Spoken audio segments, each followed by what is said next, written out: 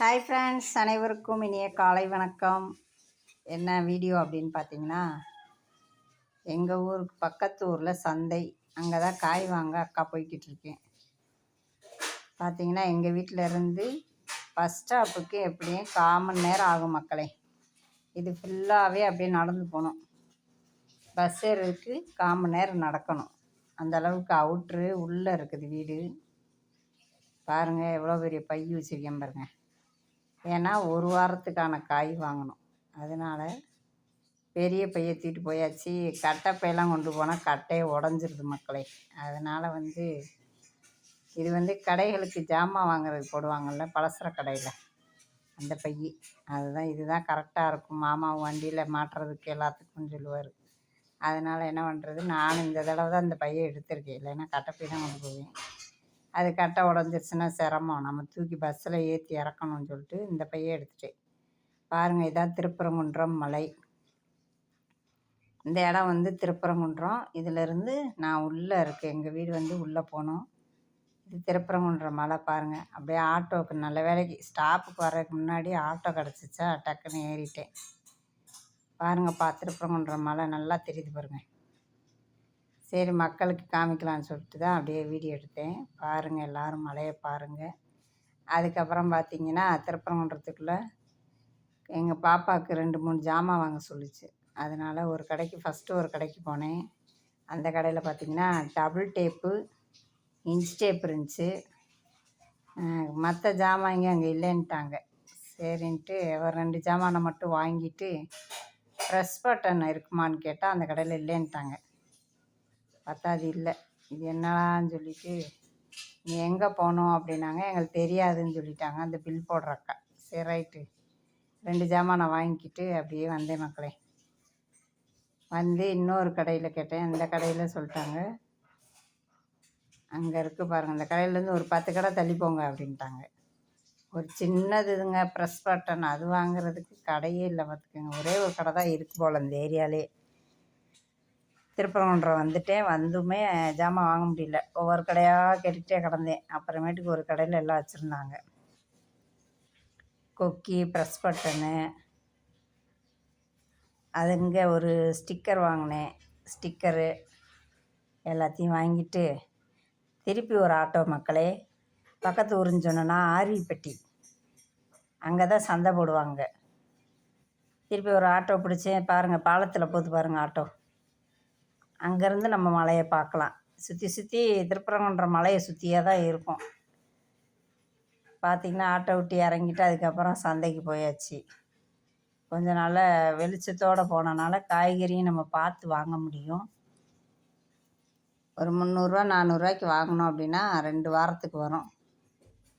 இது என்ன காய் வாங்குறேன்னா கோவக்காய் தான் வாங்கினேன். கோவக்காய் கூறு 10 ரூபா. கோவக்காய் வாங்கிட்டு அதுக்கப்புறம் பார்த்திங்கன்னா நாட்டு தக்காளி ஒரு 2-3 கடையில் இந்த வாரம் தான் பார்த்தேன் நான். இல்லைன்னா அந்த பெங்களூர் தக்காளி சொல்லுவோம் பாருங்கள், அதுதான் இருக்கும். நாட்டு தக்காளியே இருக்காது. இந்த தடவை 2-3 கடையில் இருந்துச்சு. பரவாயில்ல. எவ்வளோன்னு கேட்டால் 2 கிலோ 50 ரூபா. நாங்கள் அதில் நான் ஏற்கனவே வீட்டில் தக்காளி இருக்குதுன்னு சொல்லிட்டு 1 கிலோ வாங்கினேன். 1 கிலோன்னா 30 ரூபாமான்ட்டாங்க. சரின்னு சொல்லிட்டு 1 கிலோ 30 ரூபாய்க்கு வாங்கிட்டு அப்படியே வந்தேன் பாருங்கள். நல்லா ஃப்ரீயாகவும் இருந்துச்சு, கூட்டம் இல்லை. இல்லைன்னா ஒரு 7 மணிக்கெலாம் பார்த்திங்கன்னா பயங்கர கூட்டமாக இருக்கும். விலகி போக முடியாது, திருப்பி விலகி வீட்டுக்கு வரவும் முடியாது. அப்படி ஒரு கூட்டமாக இருக்கும் பார்த்துக்கோங்க. நல்ல காய்களும் ஃப்ரெஷ்ஷாக கிடைக்கும். கருவேப்பிலை, மல்லி எல்லாமே நல்லா கிடைக்குங்க. வாங்கி வச்சோம்னா வீட்டில் எப்பயுமே காய் இருக்கிற மாதிரி இருக்கும். அதனாலே நான் சந்தையிலே தான் வாங்குவேன். மார்க்கெட்லாம் வாங்கினா விலை ஜாஸ்தி இருக்கும். அது எண்ணி பார்த்து ஒரு 5-6 காய் தான் வாங்க முடியும். இந்த காசுக்கு சந்தையில் தான் நிறைய காய் வாங்க முடியும். விலையும் கொஞ்சம் பரவாயில்ல. கூறுலேயே நல்ல காய் எந்த இடத்துல இருக்கோ அதில் வாங்கலாம். ஃபுல்லாகவே 10 ரூபா தான் கூறு வச்சுருவாங்க. இந்த வாரம் என்ன விலை கூடிச்சுன்னு பார்த்திங்கன்னா எலுமிச்சம்பழம் தான் 10 ரூபாய்க்கு வச்சுருப்பாங்க. 5-6 பழம், ஏன் 10 பழம் கூட வச்சுருப்பாங்க. இந்த தடவை எலுமிச்சம்பழம் கூறு கிடையாது, 20 ரூபா தான்.